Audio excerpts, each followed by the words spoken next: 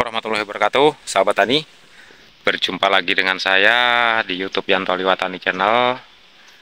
Baik sekali, sahabat tani, kali ini saya menunjukkan wajah saya ya teman-teman. Dan ternyata orangnya sangat ganteng sekali. Ini saya akan melakukan pemupukan cabai ya. Karena ini sudah masuk petikan masuk ke 12 besok, makanya akan saya menambahkan pupuk karena ini sudah keluar tunas untuk calon buah selanjutnya ya, nanti akan saya tunjukkan. Ayo mari ikuti terus ya sahabat tani. Tapi sebelum melakukan pemupukan, saya akan menjawab pertanyaan teman-teman ya yang tidak sempat saya balas di komentar ya. Ada yang komentar begini, Mas, masa tanpa pupuk dasar bisa gemuk, mungkin tanahnya subur. Oke, jadi begini teman-teman ya.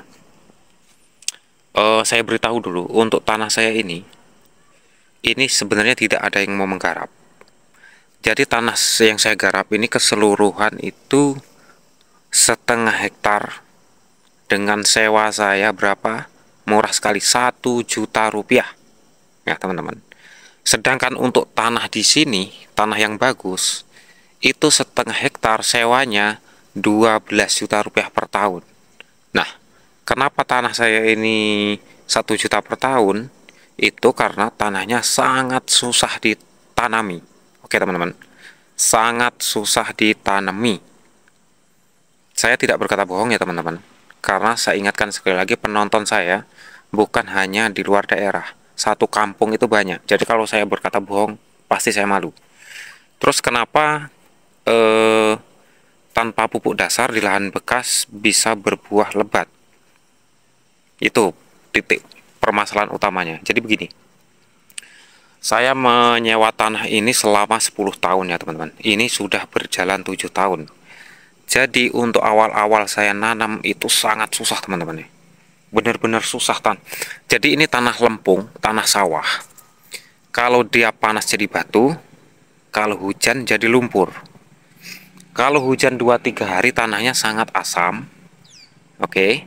Kalau panas ini pecah-pecah retak. Nah, jadi selama periode 7 tahun itu saya pelajari tanah ini. Saya pelajari, terus saya selalu menggunakan pembenah tanah. Terus yang kedua, mengurangi dengan penggunaan kimia seminim mungkin teman-teman ya. Seminim mungkin saya mengurangi kimia. Saya memakai terus untuk kimia, tapi saya kurangi. Kenapa? Kenapa seperti itu? Karena saya melihat di sekitar, di semak belukar, oke, semak belukar yang nggak digarap manusia, itu nggak pernah dipupuk, tapi kenapa dia subur? Saya berpikir seperti itu sih awal-awalnya. Itu karena mikroba dan makhluk hidup yang di dalam tanah itu tidak mati. Seperti itu dalam pemikiran saya teman-teman ya. Yaitu dalam pemikiran saya saja ya, kalau salah ya saya nggak tahu ya, itu yang saya terapkan di lahan saya. Jadi untuk lahan saya itu sampai bagus itu membutuhkan waktu lama ya teman-teman, tidak langsung saya tanamin bagus gitu. Jadi saya selalu memberikan pembenah tanah, dekomposer, begitu teman-teman. Untuk penggunaan pupuk kimia berangsur-angsur saya kurangi ya teman-teman. Untuk satu drum 200 liter itu paling 1 kilo 2 kilo ya, seperti video-video saya yang lain ya. Tapi setiap pengocoran saya menggunakan, untuk awal-awal menggunakan dekomposer. Yang kedua saya menggunakan asam humat teman-teman ya. Di awal-awal itu selalu saya gunakan. Kenapa seperti itu? Karena saya ingin memperbaiki tanah ini untuk mengurangi penggunaan kimia, barang tentu mengurangi duit yang kita keluarkan teman-teman nih. Gitu. Dulu bahkan pernah di video-video awal saya pernah di komen begini, Mas, asam humat itu nggak ada gunanya, itu bukan pupuk. Ya bener, itu memang bukan pupuk. Kalau kita pakai belum tentu langsung kelihatan hasilnya. Ya seperti itu, belum tentu langsung kelihatan hasilnya, tapi Dengan berjalannya waktu, tanah kita semakin baik, baru dia akan kelihatan teman-teman ya. Jadi begitu. Ya, begitulah yang selama ini saya lakukan teman-teman. Untuk hasilnya ya seperti ini, gitu teman-teman ya. Jadi kalau ini ada pertanyaan lagi, untuk pemupukannya apa saja Mas? Itu sebenarnya pertanyaan yang sulit saya jawab. Mudah, sebenarnya mudah tapi belum tentu orang percaya teman-teman ya. Untuk pemupukan bisa dicek-cek di video-video saya sebelumnya teman-teman ya. Karena untuk cabai ini kan yang saya pupuk itu timunnya tadinya teman-teman ya. Untuk cabai ini numpang. Jadi yang saya kocor ini kan, nih, ini bekas selanjaran timun. Jadi timun ini yang saya kocor. Itu menggunakan NWK 1616 1,5 kg per drum. Ya. Biasanya saya campur dengan asam humat seperti power soil seperti itu. Waktu itu terus saya berpikir kalau saya harus beli power soil asam humat terus-menerus, barang tentu saya mengeluarkan duit terus-menerus gitu kan teman-teman. Makanya saya buat POC di belakang sana, POC yang biasanya saya untuk ngocor. Nah, asam humatnya yang 0,5 kg saya masukkanlah ke POC itu. Ya itu hanya dalam pikiran saya saja teman-teman ya. Kalau saya masukkan ke sini, saya buat POC, tentunya nanti akan irit gitu, tidak membeli terus-menerus. Dan saya tidak tahu ya efeknya nanti tanaman gimana. Ya seperti itu, cuman dalam pikiran saya ya biar lebih irit aja untuk asam humatnya. Dan terbukti untuk cabenya ya seperti ini. Jadi untuk pemupukan saya hanya menggunakan NPK 1616 dan Posca subsidi teman-teman ya. Hanya dua itu. Pernah pakai blower satu kali cuma 1 kilo, dan baru satu kali itu juga saya memakai blower ya teman-teman. Pernah pakai blower satu kali cuma 1 kilo, dan baru satu kali itu juga saya memakai blower ya teman-teman. Dan untuk pupuk buahnya saya masukkan untuk penyemprotan itu biasanya hanya menggunakan MKP ya. Biasanya juga kalau misalnya pas ada duit itu nggak harus saya seling KNO3 putih dikocor, tapi untuk cabai ini belum masuk ya, kemarin hanya di timun untuk KNO3 putih. Nah, misalnya apa bagus menggunakan Posca subsidi seperti itu kan pertanyaannya. Ya menurut saya bagus-bagus aja. Ya kandungannya dia NPK juga kan, hanya kadarnya yang 15%. Masalahnya itu kan marem gak marem, yakin dan gak yakin gitu. Karena tidak dipungkiri di dunia pertanian ini keyakinan itu sangat berpengaruh ya teman-teman. Sangat berpengaruh. Misalnya gini, biasanya untuk pupuk buah menggunakan grower. Nah pas penanaman ini dia tidak memakai grower, dalam pikiran dia wah nanti buahnya nggak lebat lah, inilah itulah gitu. Jadi keyakinan itu berpengaruh. Jadi itu untuk jawaban masalah pupuk ya teman-teman. Terus kemarin ada yang komentar, Mas jamur itu tidak bisa resisten. Jamur itu tidak bisa resisten. Saya juga tidak bisa bilang iya dan tidak, tapi pada kenyataannya di lapangan teman-teman mungkin pernah menemui orang yang memakai obat lebih bagus dari sampean, tapi pada kenyataannya jamurnya itu sudah tidak mempan gitu kan. Jamur ini kan kita tidak punya mikroskop ya, mungkin dia dibilang seperti makhluk hidup atau tumbuhan, kita juga tidak tahu jamur ini, yang jelas dia hidup kan. Jangankan jamur teman-teman, rumput saja itu bisa resisten. Bisa teman-teman ingat kalau teman-teman petani untuk 10 tahun atau 15 tahun yang lalu rumput lulangan di daerah kami ini ya, itu bisa mati dengan paraquat. ya kan? Bisa mati dengan paraquat atau racun sistemik. Terus lambat laun kita semprot dengan paraquat terus-menerus. Sekarang saya mau tanya, paraquat di daerah tertentu itu sudah tidak bisa membunuh rumput lulangan, terutama di daerah saya ini sudah tidak bisa. Kenapa? Karena dia resisten. Nah, bisa dilihat nanti misalnya dia tidak mempan dengan paraquat atau racun rumput yang sistemik, misalnya induknya kita semprot itu, nanti dia akan beranak di bawahnya, kita ulangi semprot dengan obat yang sama, itu tidak mempan teman-teman. Paling gosong dikit nanti kembali segar untuk waktu 10 hari gitu, nanti kembali hidup lagi gitu. Seperti itu ya teman-teman. Tapi ya pendapat orang beda-beda teman-teman ya. Itu kan pendapat yang saya alami teman-teman ya. Terus pertanyaan selanjutnya, tinggi bedengan. Tinggi bedengannya berapa mas? Nah, untuk bedengannya ini rata teman-teman ya. Kenapa bisa rata? Ya karena lahan bekas sudah lama nih. Ini cuman 2 jari kali ya, 2 jari dari ini. Ini kalau hujan ini kebanjiran ini. Kalau dulunya ini untuk nimbun tinggi teman-teman ya, tinggi, ini awalnya tinggi. Terus karena berjalannya waktu, mungkin untuk lahan saya ini nggak saya bongkar udah 1,5 tahun atau lupa saya, udah lama ya teman-teman. Jadi ini sudah rata, Nah itu untuk bedengan teman-teman ya. Terus jarak tanamnya berapa mas?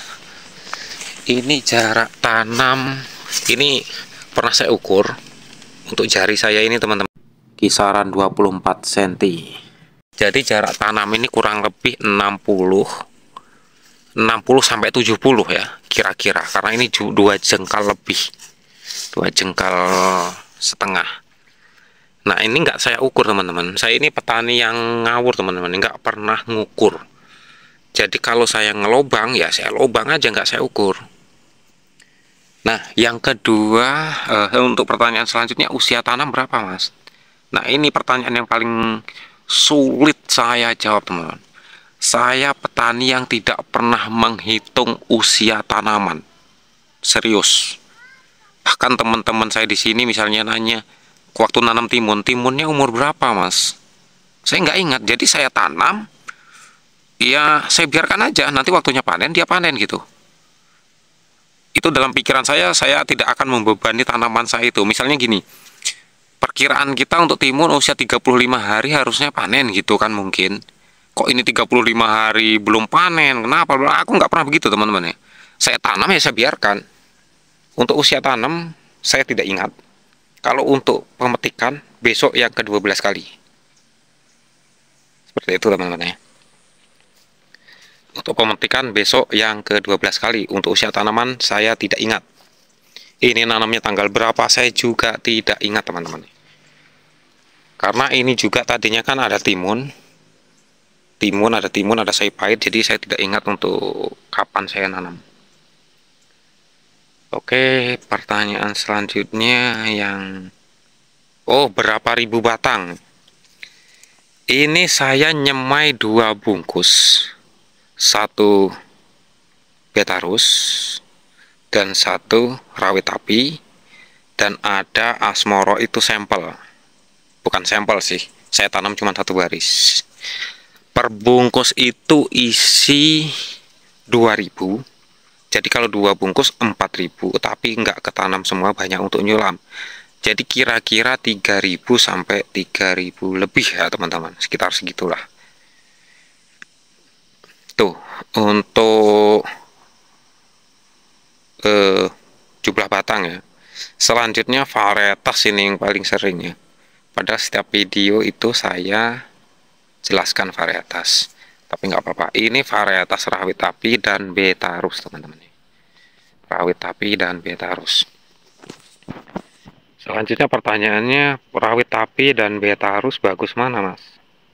Untuk karakter buah sama. Untuk karakter buah sama ya, tetap seperti ini juga untuk Betarus sama. Akan tetapi beda kesuburan, teman-teman. Saya nggak tahu kenapa. Waktu sebelum ini kan saya nanam Betarus, bagus.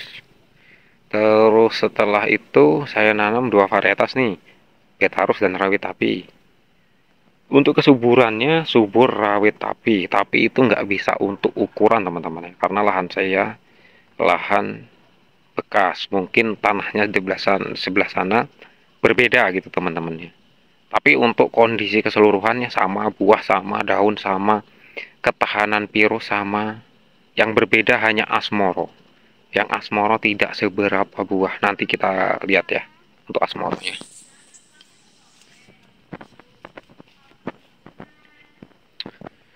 Ini masih kita lihat untuk asmoronya. Ini untuk rawit apinya sudah ya teman-teman.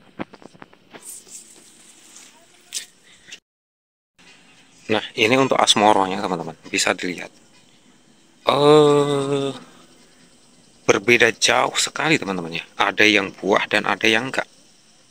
Nih, ini asmoro nih. Karena tanaman belakangan mungkin, saya juga tidak tahu. Seperti ini batas ini. Set, ini lihat perbedaannya. Nah, batas ini asmoro nih. Cuman setengah gulut ya percobaan teman-teman. Nah, yang ini Betarus.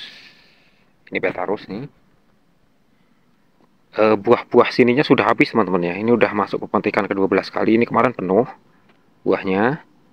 Sudah habis, tapi buah di dalamnya masih sangat banyak. Ini kita lihat untuk buah di dalamnya.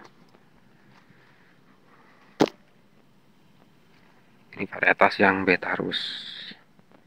Hampir sama kan teman-teman nama yang rawit api, bahkan saya tidak bisa membedakan. Nih. Nah, ini untuk asmoronya ini sama karakternya. Buahnya agak kurang. Nah, untuk selanjutnya masalah virus Gemini. Oke. Mungkin di tempat sampean itu belum endemik virus Gemini. Waduh. Untuk wilayah Lampung Barat teman-teman ya, itu mulai terkena virus Gemini tahun 2000.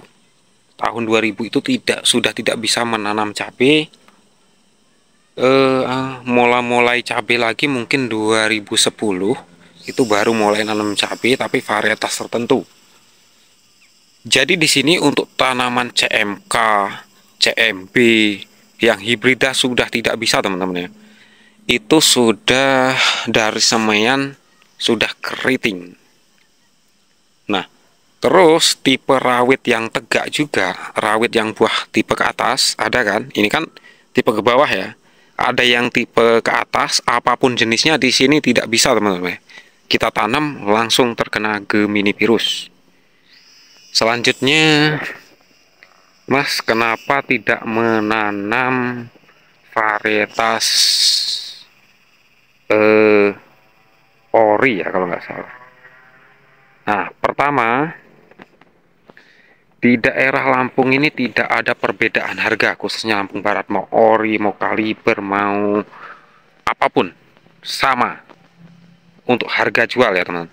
Yang kedua, yaitu untuk tipe buah yang seperti kaliber, ori, dan lain-lain di sini tidak bisa terkena Gemini virus. Kalaupun bisa sampai buah ya modalnya sangat banyak ya teman-teman. Jadi saya memilih tanaman yang mudah gitu teman-teman ya, karena saya petani yang kurang modal. Oke. Oh ya, untuk pemupukan kali ini saya akan melakukan pemupukan menggunakan Ponska subsidi dan kapur di lubang timunnya ini. Di lubang timun ini hari ini itu akan menggunakan Ponska subsidi dan kapur. Untuk 3000 batang ini saya menggunakan kurang lebih 25 kilo dan kapur 2 karung.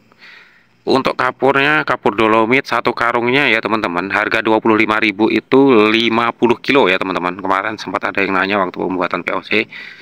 Untuk 25.000 itu 50 kilo yang ada tulisan Dolomit.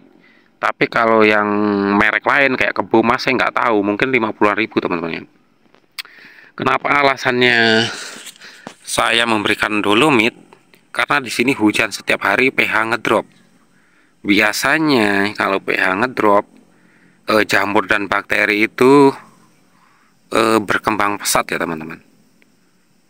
Katanya seperti itu. Kita kan hanya petani ya, hanya percaya sama yang meneliti.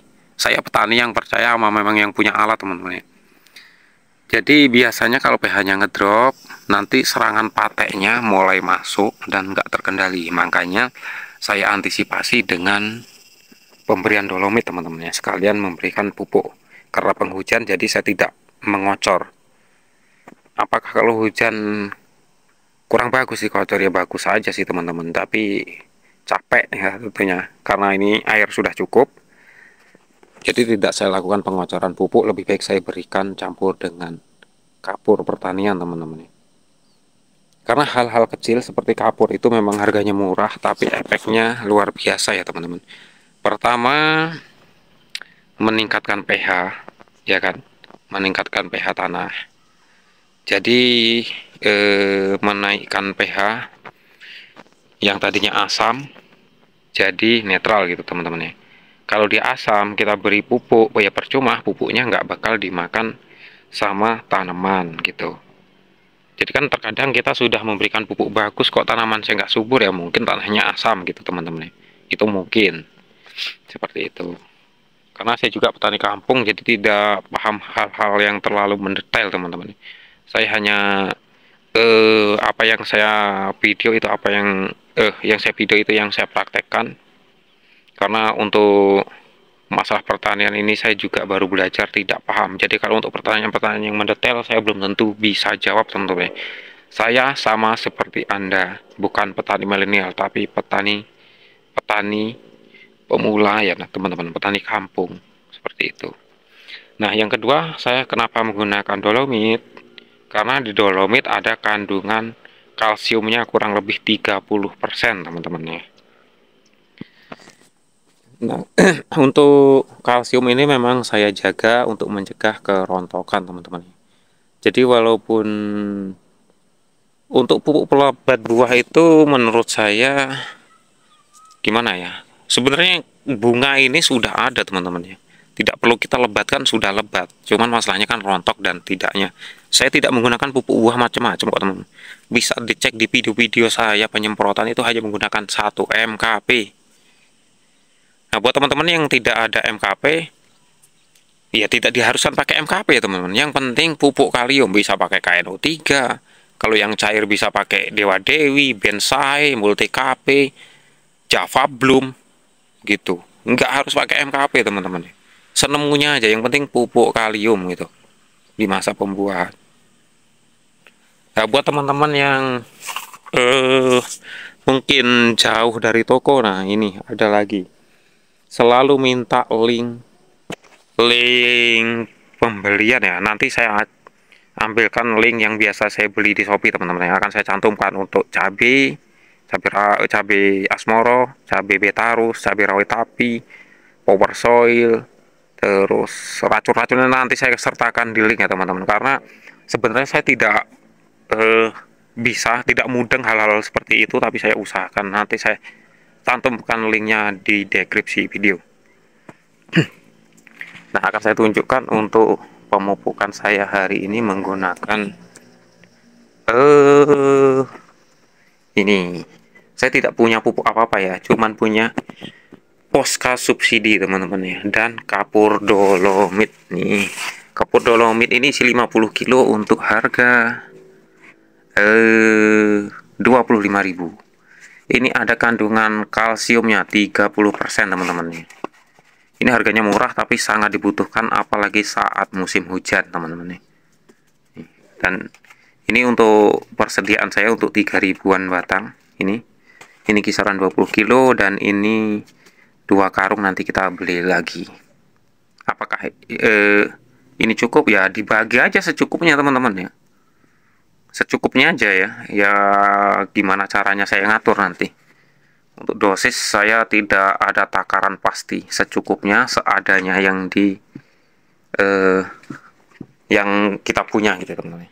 Oke, kita akan melakukan pemupukan ya teman-teman.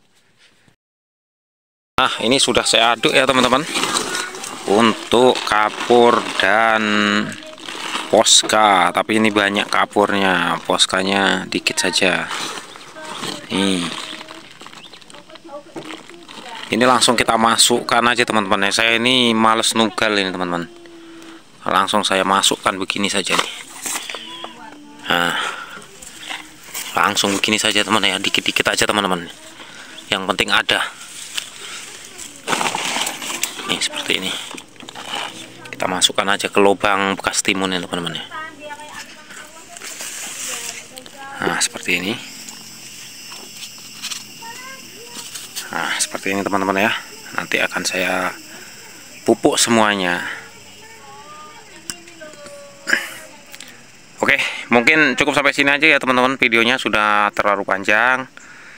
Semoga menjawab pertanyaan-pertanyaan teman-teman semua di kolom komentar. Kurang lebihnya saya mohon maaf. Assalamualaikum warahmatullahi wabarakatuh.